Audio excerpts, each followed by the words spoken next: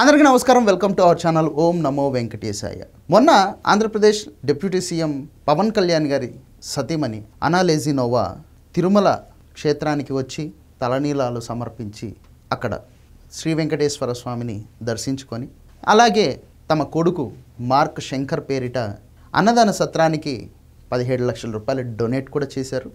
Donate చేసి అక్కడ అన్నదాన వితరణ చేసి భక్తులతో పాటు తాను కూడా కూర్చొని ఆ అన్నదాన సత్రంలో అన్నప్రసాదాన్ని స్వీకరించి హిందూ ధర్మం పట్ల, హిందూ సంస్కృతి పట్ల, హిందూ దేవుళ్ళ పట్ల తనకు అచంచలమైనటువంటి విశ్వాసం ఉంది, హిందూ ధర్మాన్ని, హిందూ సంస్కృతిని నేను పాటిస్తున్నాను అని చెప్పేసి ఒక రష్యన్ మహిళ ఆవిడ, పైగా ఆవిడ ఒక క్రైస్తవురాలు, తన పిల్లలు కూడా క్రైస్తవంలోనే ఉన్నారు.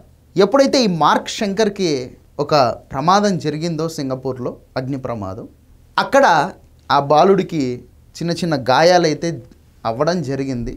సో పవన్ కళ్యాణ్ గారు అండ్ చిరంజీవి గారు ఫ్యామిలీ మొత్తం హుటాహుటిన సింగపూర్కి వెళ్ళి ఆ బాబుని తీసుకొని ఇండియాకి రావడం జరిగింది. తర్వాత ట్రీట్మెంట్ ఇస్తూ ఉన్నారు.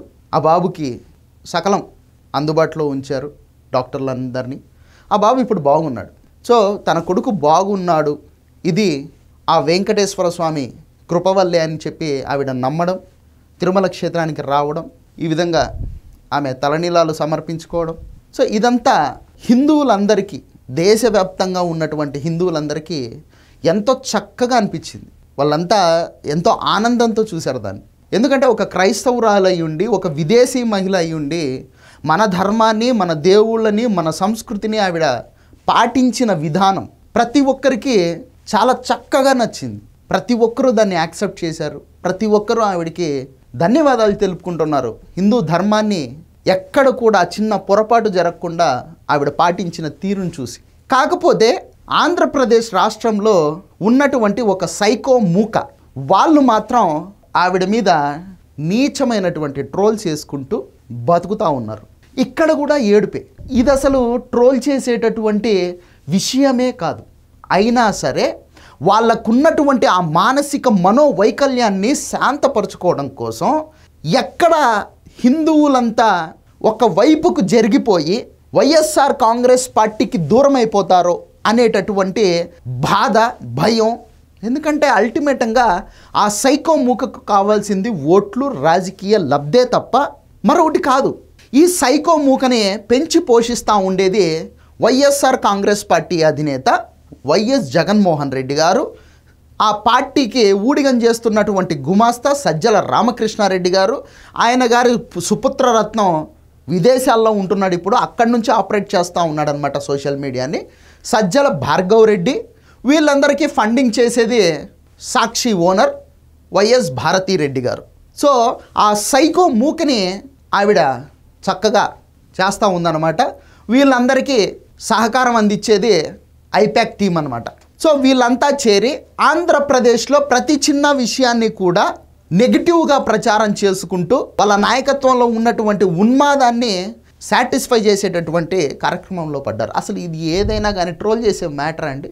నేను ఈ సైకో మూకను అడుగుతా ఉన్నా.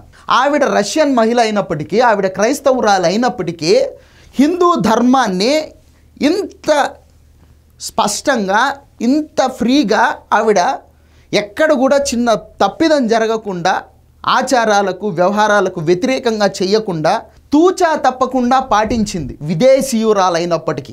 కానీ మీ నాయకుడి భార్య భారతీరెడ్డి గారు ఇదే దేశంలో పుట్టారు, ఇదే ఆంధ్రప్రదేశ్లోనే పుట్టారు, అదే కడప జిల్లాలోనే పుట్టారు.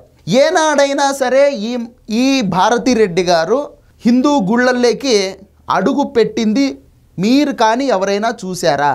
మిగతా ప్రజలు ఎవరూ చూడలేదు. అట్లీస్ట్ మీరు వైసీపీని సపోర్ట్ చేస్తూ ఉన్నారు కాబట్టి మీరు కానీ చూసారా? ఎప్పుడైనా సరే భారతీరెడ్డి గారు ఎప్పుడైనా హిందూ దేవుళ్లకు దండం పెట్టి వాళ్ళు ఇచ్చినటువంటి తీర్థ ప్రసాదాలు పుచ్చుకున్నట్టు మీరు కానీ చూసారా? చూసుంటే ఆ ప్రూఫ్ ఏదో సోషల్ మీడియాలో పెట్టండి. పోనీ జగన్మోహన్ రెడ్డి గారు ఓట్ల కోసమో, రాజకీయ లబ్ధి కోసమో హైందవ మతాన్ని స్వీకరించినట్టు చెప్పుకుంటా ఉన్నారు. మొన్నటికి మొన్న శ్రీరామనవమి రోజు కూడా హిందూ ధర్మ పరిరక్షకుణ్ణి నేనే అని చెప్పేసి ప్రచారం చేసుకున్నారు. జగన్మోహన్ రెడ్డి గారు 5 సంవత్సరాలు ముఖ్యమంత్రిగా కూడా ఉన్నారు. ఆ 5 సంవత్సరాల్లో ఆయన దాదాపు 5 సార్లేమో తిరుమల క్షేత్రానికి వెళ్ళడం జరిగింది. ఎప్పుడైనా సరే తన సతీమణి భారతీరెడ్డి గారిని తీసుకొని తిరుమల క్షేత్రానికి వెళ్ళాడా? వద్దు, ఆ డిక్లరేషన్ గురించి అవసరం లేదు, ఇంకొక దాని గురించి మేము అడగట్లేదు. ఎందుకంటే మీరు వితండవాదం చేస్తారు. డిక్లరేషన్ పెట్టి వెళ్ళండి, మాకు వెంకటేశ్వర స్వామి మీద నమ్మకం ఉంది అని సంతకం పెట్టి వెళ్ళండి అని మేము మీకు చెబితే మీరు ఇక కోడాలి నాని భాషను అందుకుంటారు. ఎవడమ్మ మొగుడు చెప్పాడు, ఎక్కడున్నాయి ఈ నియమాలన్నీ అని చెప్పేసి మీరు ఇష్టం వచ్చినట్టు మాట్లాడతారు. కాబట్టి మేము తిట్టించుకోవాల్సిన అవసరం లేదు. కాబట్టి మేము ఓపెన్గా అడుగుతున్నాం, మీ భారతీరెడ్డి గారు ఏనాడైనా హిందూ గుళ్ళల్లోకి వెళ్ళింది మీరు కానీ చూసారా? మీ భారతీరెడ్డి గారు ఏనాడైనా సరే హిందూ దేవుళ్ళ దగ్గర నుంచి వచ్చినటువంటి తీర్థ ప్రసాదాలను ఆవిడ ముట్టుకోవడం మీరు చూసారా? తినడం మీరు చూసారా? ముఖ్యమంత్రిగా ఉన్నారు కూడా 5 సంవత్సరాలు. ఏ రోజైనా సతీమణిని భార్యని తీసుకొని గుళ్ళకు వెళ్ళాడా జగన్మోహన్ రెడ్డి? గుళ్ళకి ఎక్కడ వెళ్ళవలసి వస్తుందో, ప్రజల నుంచి ఎక్కడ వ్యతిరేకత వస్తుందో అనేటువంటి నెపంతో తన తాడేపల్లి ప్యాలెస్లోనే గుడిసెట్లు వేసుకొని నాటకాలు ఆడినది జనాలు మర్చిపోయారనుకుంటున్నారా? ఇక్కడ కనబడుతున్నటువంటి ఈ ఫోజులు ఏదైతే ఉందో ఇది తాడేపల్లి ప్యాలెస్లో వేసుకున్నటువంటి గుడి సెట్లో దిగినటువంటి ఫోటోలు అన్నమాట.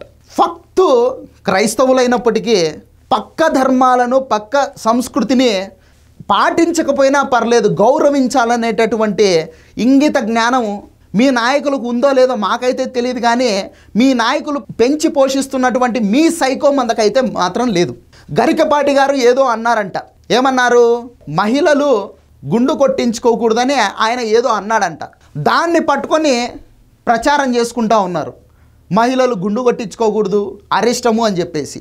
ఈ చిన్న విషయం తెలియక కొన్ని వందల సంవత్సరాల నుంచి తిరుమల క్షేత్రంలో మహిళలు గుండు కొట్టించుకుంటూ ఉన్నారా? మీకంటే కన్వర్టెడ్ క్రైస్తవులు కాబట్టి మీకు తెలియదు. మా మనసులు మా బుర్రలు ఎందుకు పొల్యూట్ చేయాలని చెప్పి ప్రయత్నం చేస్తూ ఉన్నారు. ఏది మంచి ఏది చెడు ఫక్తు హిందువులం మాకు తెలుసు. మీరు మా బుర్రలు పొల్యూట్ చేయాలని మాత్రం ట్రై చేయాల్సినటువంటి అవసరం లేదు. ఈ విషయం అసలు ట్రోల్ చేసేటటువంటి విషయమే కాదు.